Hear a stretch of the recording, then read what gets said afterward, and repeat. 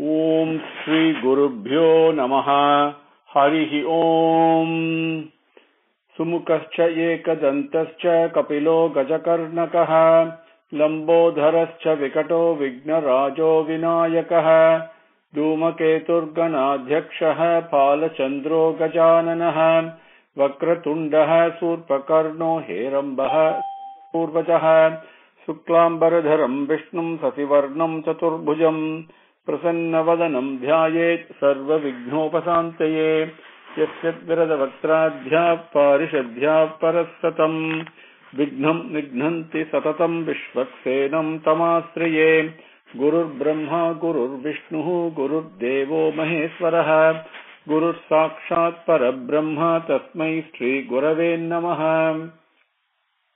With Bhagavan's grace, let us continue. We came up to Sutram number 25. 24 was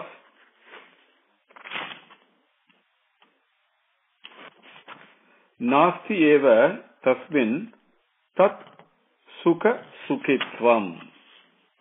And 25 we concluded that Sa tu karbajnana yogebhyaha api adhikatara. So this is something that is superior. The Parama Bhakti, this Bhaktim Vyakya Syamaha that Narada is talking about, that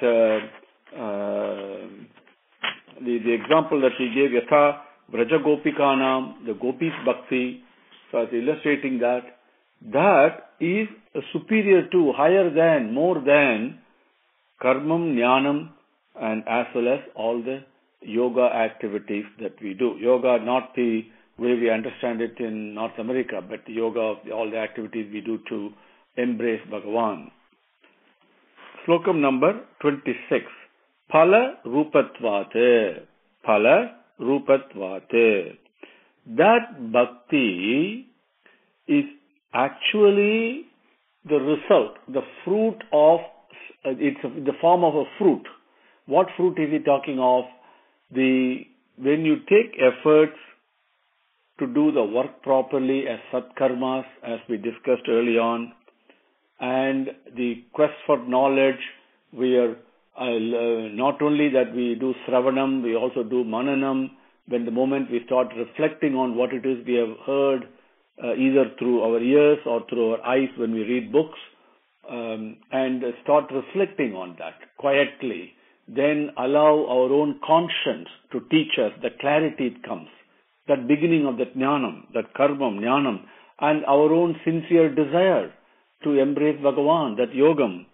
When we take all the activities in this path, the activities must lead to a certain result, a certain fruit at the end, isn't it?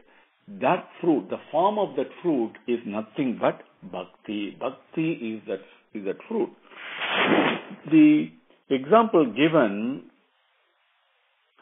when you grow a plant, it will go through different stages. It's a sapling, then it blossoms into a flower, you see flowers, and the flower turns into an unripened fruit, right? And then that ripens into a fruit. The karmam, jnanam, yogam, all the tapas, whatever we do, they're all like these various stages of the plant. The final fruit that has got the essence and that is so sweet, for which we are growing the plant, that is bhakti only. And the person who enjoys, experiences and immersed in that love for Bhagavan and love of Bhagavan, he will not seek anything else. Another way to look at it, what happens, this phala rupatvat, it is in the form of bhakti, the form of fruit, the essence. What does it mean? We all experience it. When we are hungry, for example, and we are sincerely hungry, right? We are not faking it.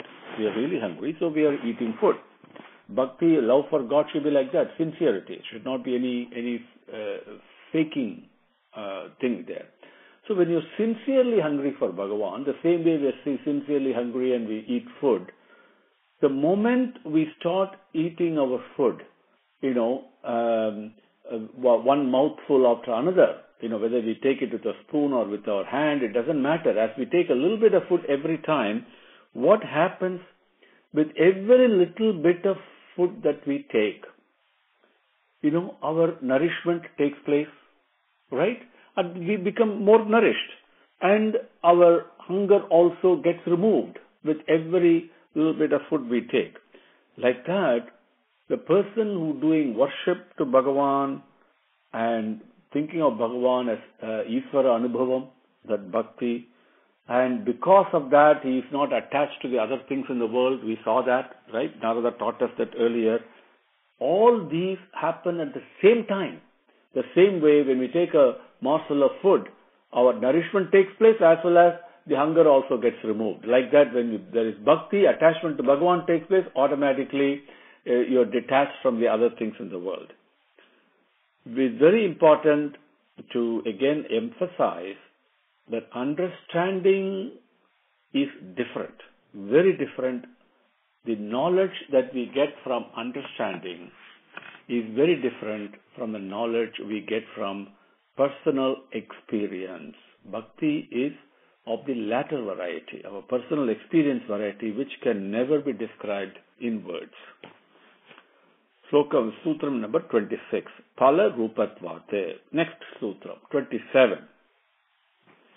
Isvarasya api abhimana dveshitvate dainya priyatvate cha. Isvarasya api abhimana dveshitvate dainya priyatvate cha. The words are Isvarasya api abhimana dveshitvate dainya priyatvate cha. What does it mean? Isvarasya api, for even for Bhagavan himself, when Avatara Purushan comes and when you interact with it, or when you read Ramayanam and Bhagavatam and other stories and glories of Bhagavan, how they conducted themselves, there is not a single instance you will find a Bhagavan when he comes as Avatara Purushan or a true Bhakta who is always with Bhagavan, they will never have self-praise. They will never be patting themselves on the back, blowing their own bugle, so to speak. That abhimanam, praising oneself, that is dveshitvat. Dveshitvat means something you don't like. Okay, dvesham means something you don't like. Hatred is one word, dislike is another word, right? Isvarasya api abhimana dveshitvat. Even for Bhagavan, even for Isvara, this self-praise and praising one's own self, patting oneself on the back, so to speak, and all the time talking about one's own praise and all that some of us do, right? And when people do that, we actually get bored, right? How many of us really like when somebody keeps on praising themselves? We really don't like it, right?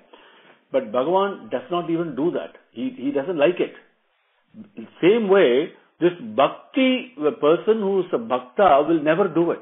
Just like that. Isvarasya api abhimana dveshitvate. So, bhaktasya api abhimana dveshitvate. That is what a true bhakti is. Then what is the second thing Narada says here about bhakti in this sutram? Dainya priyatvate cha. If you don't like abhimanam, which is blowing your own bugle, so to speak, what is it that you like? Dainya, priyatvate. He likes, what does he like? What is dainya? Dhanyavad, we say, right? In Hindi and in Sanskritam also. So dainya, this comes from dhanyam. It is humility. Humility, very important. Okay? And because when everything is Bhagavan's doing, what is there? What is there to room for pride and all that? It's only humility is there. And natural humility. The way the sun shines in absolute humility. The water is cold in absolute humility. It's like that. The stars twinkle. Everything is nothing but humility. Dainyam. So, dainyat vate cha. So, the bhakti, a true bhakta, a true devotee, when devotion descends on him, when he immerses himself in devotion, automatically he will be abhimana dveshitvate dainya priyatvate cha. Isvarasyapi abhimana dveshitvate dainya priyatvate cha. This is Sutra number 27. Now here, Chaitanya Mahaprabhu has said something that is very beautiful. We can bow our head, our mind, our heart, and take it from him, receive it from him. What does it say? Because Bhagavan doesn't like ahankaram, this so-called tarparamai, we say in Tamil, praising your own self, Bhakta also should be like that. So he says, Trinat api sunichena. Trinat api sunichena. This is what Chaitanya Mahaprabhu says. What does it mean? Even consider yourself even lower than a blade of grass. That's what that means.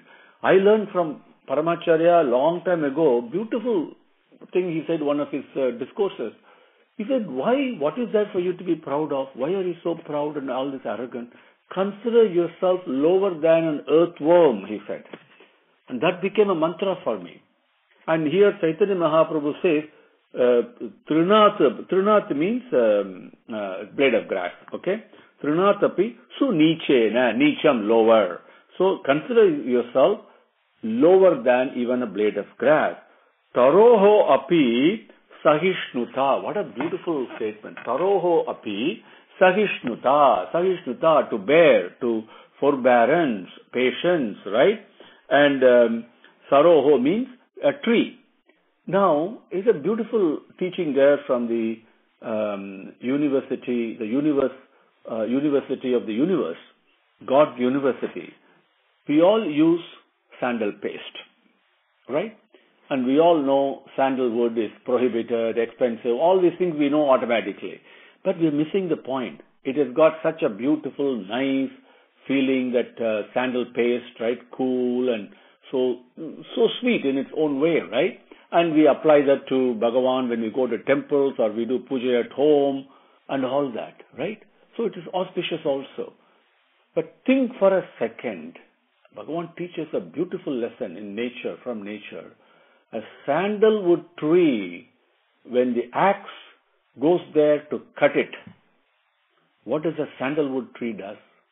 It actually gives its fragrance to the axe. The very same axe that is cutting it, it is giving fragrance. That is what Bhagavan is. He gives love all the time. Whether we praise him or whether we deride him, it doesn't matter. Sweetness. That's a lesson to be learned from the sandalwood tree.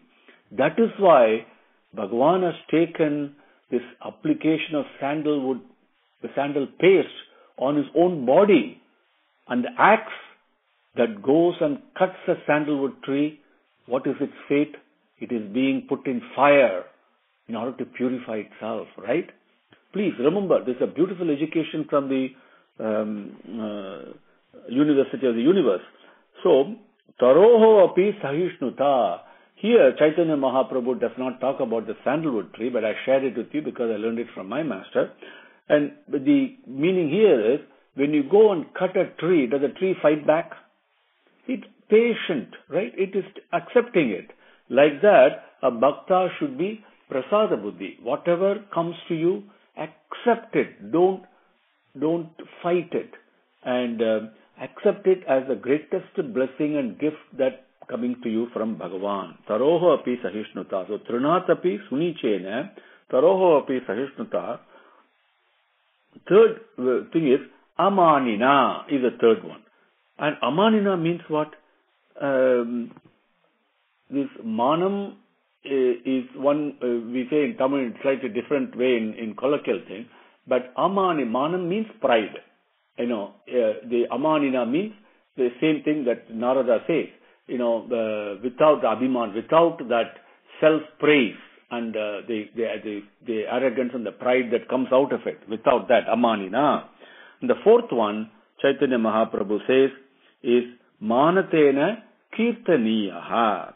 And that means when the others are praised, you take real, genuine delight and pleasure in that. So those are the four things. Doing all these for Sada Harihi, all the time thinking of Hari. That's what a lakshanam of a bhakta is, as Chaitanya Mahaprabhu says. Trinatapi sunichena taroho api sahishnuta amanina manatena kirtaniyaha sada harihi sarvada sarvakaleshu sarvatra harichintanam. That's what he says. Sutram number 28.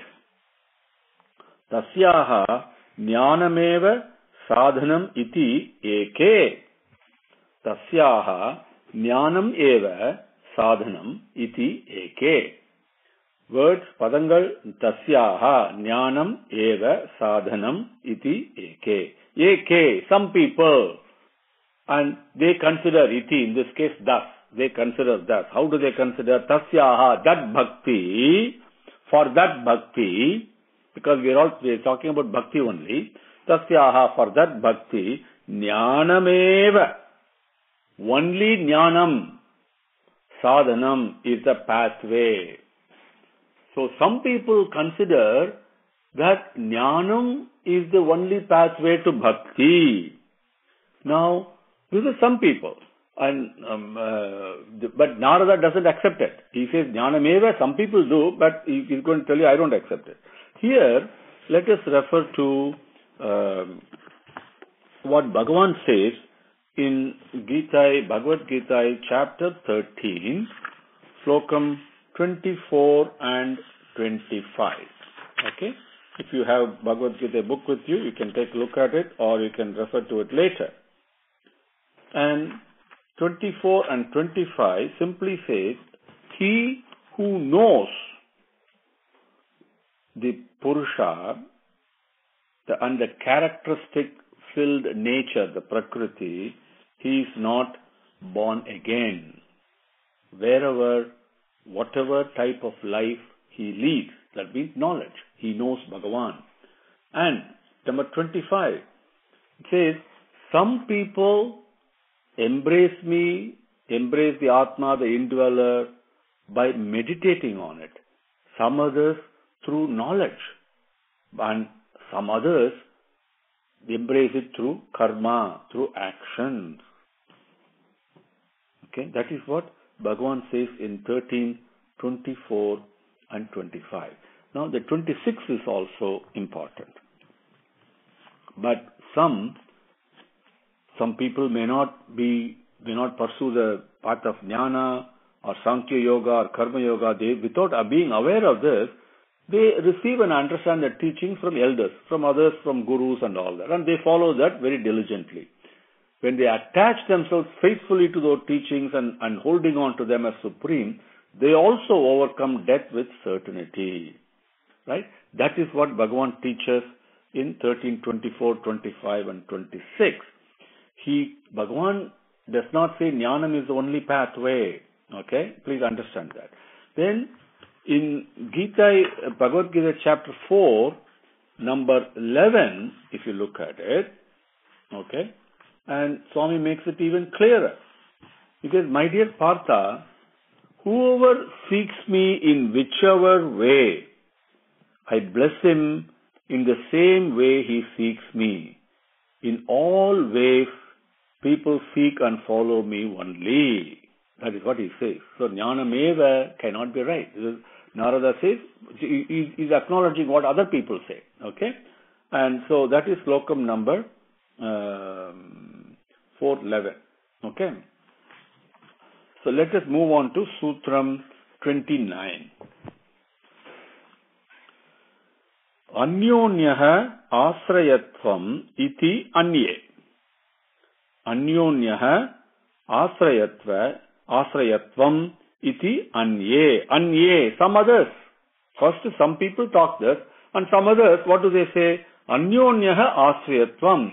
Parasparam, we are dependent upon mutual dependency. Asrayatva means dependency, being protected. Like I give out carbon dioxide and a tree gives me back oxygen. We are mutually dependent upon each other. And that process of mutual dependency and living together, sahana bhavatu, that living together, that aspect is bhakti, is what some others say. Okay?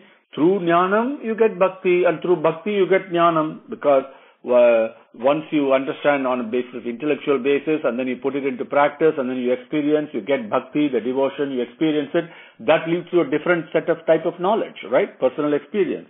So it's mutually dependent. That's what he says. And Bhagavan says here in Bhagavad Gita, I want to share with you, 1855, chapter Adhyayam 18, slokam number 55. What does he say? He says, with this devotion, understand the truth about me and who I am. Then after understanding that, he enters and becomes one with me. That is what he says here in Bhagavad Gita 1855. To give you a cross-reference, Bhaktya Mam Abhijanati Yavanyaschasmi Tatvataha Tato Mam Tatvataha Nyatva Vishate Tat Anantaram. Is what 1855 is. So, Sutram number 30. Swayam Palarupateti Brahmakumaraha. Palarupata iti Brahmakumaraha. Swayam, padangal are Swayam Palarupata iti Brahmakumaraha. Now, who is Brahmakumaran? See, this particular Sutram appears in two different ways. First one is Brahmakumaraha, we can say. Brahmakumara here refers to Narada. Narada is a Manasika Putra of Brahma. So it appears to him. What does Narada say? Brahmakumaraha. But iti Swayam Palarupata iti Brahmakumaraha. The Swayam is very important. Swayam means without support or without depending upon anything else. It's your own self, by itself. Okay? So Swayam, this bhakti, is Swayam, by itself. It is not dependent on jnanam or anything like that. And Palarupata, it is there in the form of the result, the form of the fruit, as we saw earlier. So that is what it is. That's what Narada says. Iti Narada, Brahmakumaraha. So Narada says, Swayam Palarupata. That's all he says. By itself, start loving God. Automatically you start experiencing it. The result is what bhakti is, and that gets more and more ripe and ripe and ripe, sweeter and sweeter and sweeter. That's all it is. That's what Narada says. So he doesn't, this jnanam and karma and all these equations doesn't even enter into this. Right? Very simple. Another way the sutram is said sometimes is Swayam Palarupata iti Brahma Kumaraha. Plural. If it says plural, it means Chatvaris. And the four young brahmacharis who were born and they refused to enter into the Pravritti Margam, right? Sanakar, Sanandanar, Sanat Kumara, and Sanatanar. And they are also Brahma Kumaras and Narada also. So, this is Sutram number 30. Swayam Palarupata iti Brahma Kumara. So, now you have three different things. Now, this bhakti, again, Narada emphasizes this is not intellectual. It's an experience. It's an experience. He emphasizes that. Personal experience. And the example he gives is 31. Rajagriha Bhojanadishu Tata Yeva Drishtatvat. That's what he says. Rajagriha Bhojanadishu Tata Yeva Drishtatvat. Very beautifully given example. Rajagriha Bhojanadishu Tata Yeva Drishtatvat. Those are the padangal. Rajagriha, a royal palace. Bhojanadishu, on the feast, the meal that you have, okay, and all these types of matters, when you look at a royal palace or a huge mansion, or you have a feast of food, and all these matters, tata eva, in these things, drishtatvat, just looking at them, bhakti, he is comparing that. What happens when you go and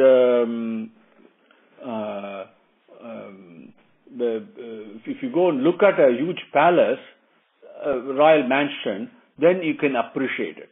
If you just hear about it, how can you appreciate it? You have to personally experience it through sight. Same way, any feast of food and all that, what is the point in hearing about 32 items being served there and 64 items there and all these things? It doesn't mean anything unless you taste it. So bhakti is like that. Drishtatvat. It has to be experienced. That is what Narada says in this. Okay? Rajagriha bhojanadishu tatha eva drishtatvat. So let us do a quick revision of the slokams, the sutrams we covered today. Sutram 25. Satu karmajnana yogebhyah api adhikatara. Phala rupatvat. Isvarasya api abhimana dveshitvat. Dainya priyatvat cha. Tasyaha jnanameva sadhanam iti eke. Anyonya asrayatvam iti anye. Swayam palarupata iti brahma kumaraha. Rajagriha bhojanadishu tatha eva drishtatvat. Om Shri Gurubhyo Namaha. Harihi Om. Samastalokaha Sukhino Bhavantu. Samastalokaha Sukhino Bhavantu. Samastalokaha Sukhino Bhavantu. Om Shanti Shanti Shanti. Harihi Om.